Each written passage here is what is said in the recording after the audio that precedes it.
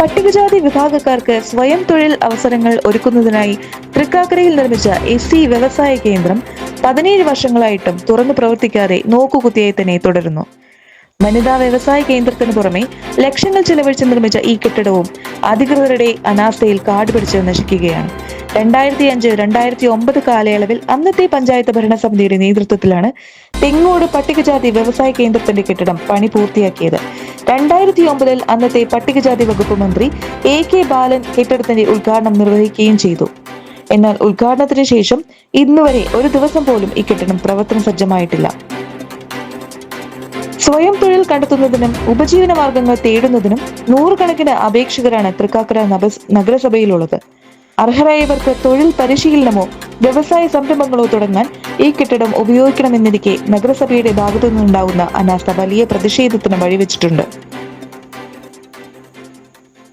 പരിപാലനമില്ലാതെ കെട്ടിടവും പരിസരവും ഇപ്പോൾ കാടുകയറിയ അവസ്ഥയിലാണുള്ളത്. വർഷങ്ങളായി അടഞ്ഞുകിടക്കുന്ന കെട്ടിടം അടിയന്തരമായി അറ്റകുറ്റപ്പണി നടത്തണമെന്നും അർഹരായ ഗുണഭോക്താക്കൾക്ക് ഉടൻ തന്നെ കൈമാറണമെന്നുമാണ് നാട്ടുകാരുടെ ശക്തമായ ആവശ്യം. പൊതുമുതൽ നശിപ്പിക്കപ്പെടുന്നതിനെതിരെയും പട്ടികജാതി വിഭാഗക്കാരോട് കാണിക്കുന്ന അവഗണനയ്ക്കെതിരെയും ശക്തമായ പ്രതിഷേധം ഉയരുകയാണ്. പട്ടികജാതിക്കാർക്ക് വേണ്ടി ഇപ്പോൾ ഒരു വ്യവസായ പാർക്കിന് മുന്നിലാണ്.